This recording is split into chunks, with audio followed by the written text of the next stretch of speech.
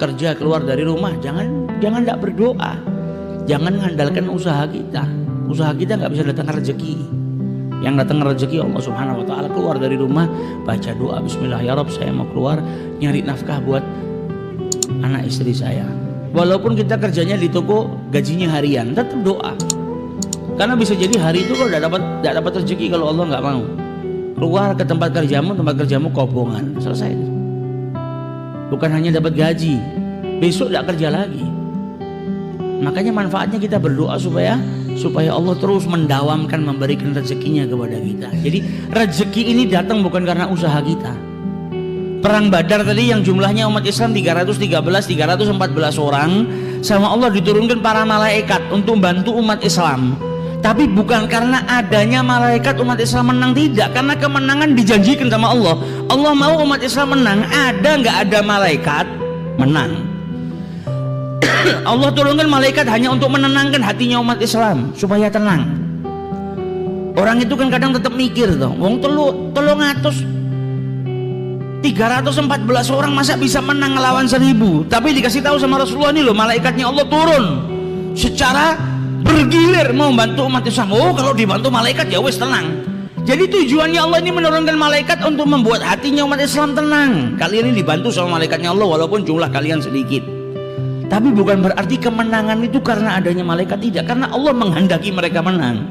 Kita dapat rezeki bukan karena upaya kita, bukan karena kerja kita.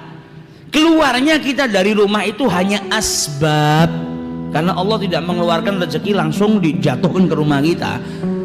Asbab, kita layaknya manusia, ada ikhtiarnya, ada sebabnya untuk mengambil rezeki, ada skenarionya lah supaya keluar dari rumah ngambil rezekinya kita di luar rumah, kemudian dibawa pulang. Tapi bukan berarti ikhtiar kita dan asbab yang kita lakukan itu yang datang rezeki, tidak. Ada orang yang nggak pakai asbab, nggak pakai ikhtiar, duduk di rumah rezeki datang kok.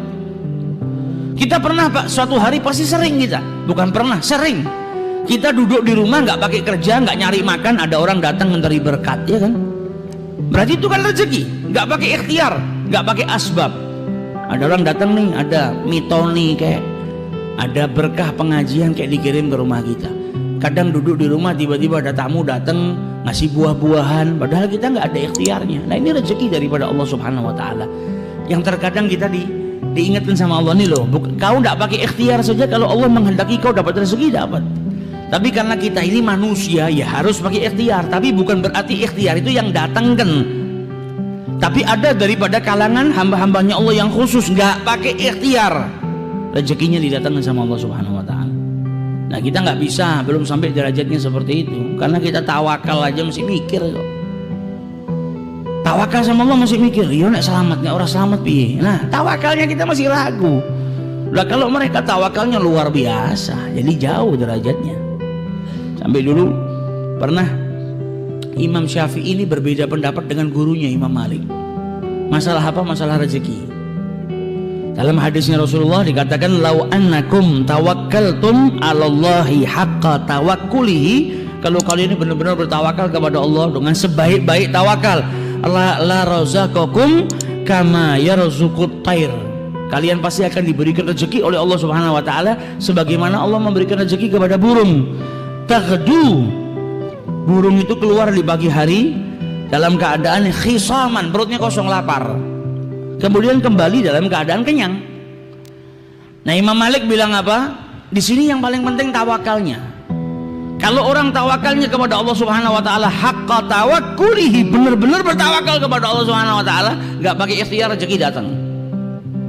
Imam Syafi'i bilang enggak, karena ada perbandingan seperti burung yang keluar di pagi hari dalam keadaan perutnya kosong, kembali dalam keadaan lapar. Berarti kan ada ikhtiarnya, keluar dulu dari rumah untuk cari pengisi perut. Ada perbedaan pendapat, tapi orang dulu kalau beda pendapat indah, nggak kayak orang sekarang berbeda pendapat kafir-kafiran, iya kan? Malah musuhan, malah mencaci satu sama yang lain. Perbedaan pendapat ini rahmah, jangan dirubah jadi balwa, bencana. Imam Syafi'i punya pendapat seperti ini, Imam Malik punya pendapat seperti ini. Akhirnya Imam Syafi'i keluar dari rumahnya Imam Malik sambil berpikir, masih belum puas dia. Enggak, orang cari rezeki harus ikhtiar. Ya benar. Pendapatnya Imam Syafi'i benar, pendapatnya Imam Malik juga benar. Terkadang ada orang tanpa berikhtiar dikirimkan rezekinya sama Allah Subhanahu wa taala ke rumah. Tapi kadang juga ada waktunya kita berikhtiar kepada Allah Subhanahu wa taala. Maka di tengah jalan Imam Syafi'i ketemu sama orang tua, mau bawa kurma 1 karung, ngangkat gak kuat, habis panen. Maka kata Imam Syafi'i, sini saya bantu. Dibantu sama Imam Syafi'i, dibawakan sampai ke rumahnya. Sampai di rumahnya, pemilik kurma tadi, karena sudah bantu, diambilkan kurma, diberikan kepada Imam Syafi'i. Ini kurma buat kau tadi sudah bantu saya. Maka diterima sama Al-Imam Syafi'i. Sambil dia teringat dengan pendapatnya nih, kalau saya tadi nggak ngangkatkan karung kurmanya orang tua ini, ya saya nggak dapat rezeki kurma ini. Tapi karena saya ngangkatkan, ada ikhtiar, saya dapat rezeki ini. Kembali dia ke rumah gurunya mau buktikan, sambil mau ngasih hadiah. Zaman dulu tuh santri kalau dapat kenikmatan yang pertama keinget siapa? Gurunya. Wah, ini saya dapat kurma, saya harus bagi dengan guru saya. Balik ke rumahnya Imam Malik, diberikan setengahnya buat Imam Malik, ini kurma buat engkau, ini kurma buat saya. Saya dapat rezeki tadi, kita bagi setengah, kata Imam Syafi'i. Kemudian diceritakan, ini tadi kalau saya nggak ngangkatkan ya saya nggak dapat. Kata Imam Malik apa? Engkau benar, saya juga benar. Saya nggak pakai keluar dari rumah, nggak pakai nguli, nggak pakai ngangkatkan 1 karung, datang sendiri ke rumah saya, kau bawa ke sini. Berarti kan saya benar, nggak pakai tawa, saya nggak pakai ikhtiar dapat kurmanya. Kau juga benar, kau nggak bisa dapatkan kurma ini kecuali kau dengan berikhtiar ngangkatkan kurma ini. Nah, ini indah. Satu punya pendapat seperti ini, satu punya pendapat seperti itu. Sampai dulu Ibrahim ibn Adham ketika di masa belajarnya, maka dia dulu seorang peniaga, berdagang. Ketika dia berdagang, di tengah-tengah padang pasir dia lihat ada seekor burung yang jatuh. Maka kemudian dia tunggu, ini kira-kira burung yang jatuh nggak bisa terbang lagi, kan dia butuh makan. Kira-kira rezekinya dikirim nggak sama Allah?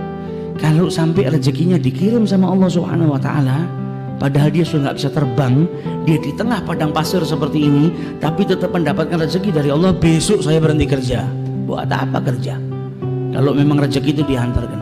Tapi kalau dia mati, ya sudah saya kerja terus. Kata Ibrahim bin Adham. Ternyata nggak lama dia duduk, dia liatin burung tadi. Ada burung datang, bawa makanan di mulutnya. Kemudian diberikan kepada burung yang cacat tadi, yang jatuh tadi. Maka dia ngeliat, ya Allah, walaupun dalam keadaan seperti ini Allah tetap mengirimkan rezekinya. Pulang ke rumah, dagangannya taruh gudang, dia tidak mau kerja lagi.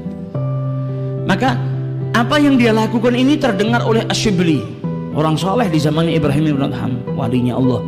Dengar kalau Ibrahim bin Adham nggak mau kerja gara-gara ngelihat burung yang jatuh, dikasih makan sama burung yang lain, diantarkan, nggak perlu kerja. Maka didatangi sama Asyibli, ya Ibrahim, saya dengar anda sekarang nggak mau kerja karena kejadian yang anda lihat dia benar. Jangan, tetap kerja, ikhtiar. Loh, saya nggak perlu ikhtiar, burung tadi saja sudah nggak bisa terbang aja masih dikasih rezekinya sama Allah Ta'ala. Buat apa saya harus berikhtiar? Toh nanti Allah juga ngirimkan rezekinya ke saya. Kata Asyibli, ya Ibrahim, kenapa engkau malah memilih burung yang lemah, nggak bisa terbang, dan hanya menunggu rezeki yang datang dari burung yang dimasukkan ke dalam mulutnya? Jadilah engkau burung yang kuat, yang datang bawa makanan, memberikan kepada burung-burung yang lemah tadi yang tidak bisa terbang. Jangan milih yang lemah, milih burung yang kuat. Jadilah engkau saudagar yang kaya, yang bisa membantu saudara-saudaramu yang lemah. Nah, ini yang diajarkan oleh Asyibli. Jadi ya yang seperti itu memang ada, tapi jangan kita milih yang lemah. Jangan milih jadi burung yang patah sayapnya nunggu makanan dari orang, tapi jadilah burung yang bisa terbang kemana-mana mencari rezeki dan kau berikan kepada saudara-saudaramu yang tidak mampu. Nah, ini yang dia mau. Lebih baik kita menjadi burung yang kuat tadi, bisa membantu saudara-saudara kita, daripada menjadi burung yang lemah. Jadi tawakal dan juga ikhtiar. Nah, kalau para wali-walinya Allah kita nggak sampai derajat ke sana. Zikir stino status toh, mau nggak keluar rumah rezeki datang, nggak ada. Yang nggak datang akhirnya omelan istri kita. Jadi lanang nang omah tok ora tau metu. Nah, akhirnya sarapan kita omelan, makan siang kita omelan. Kayak orang yang dulu datang ke kiai ngeluh, "Kiai, saya tahu tuh Islam itu khutbah Jumat itu kan seminggu sekali. Lah kok istri saya tiap pagi sampai malam khutbah terus nggak pernah berhenti. Lah kui salahmu. Lah kamu yang nggak didik istrimu, kamu yang nggak nyari nafkah, ya akhirnya mulai dari pagi sampai malam khutbah Jumat istrimu.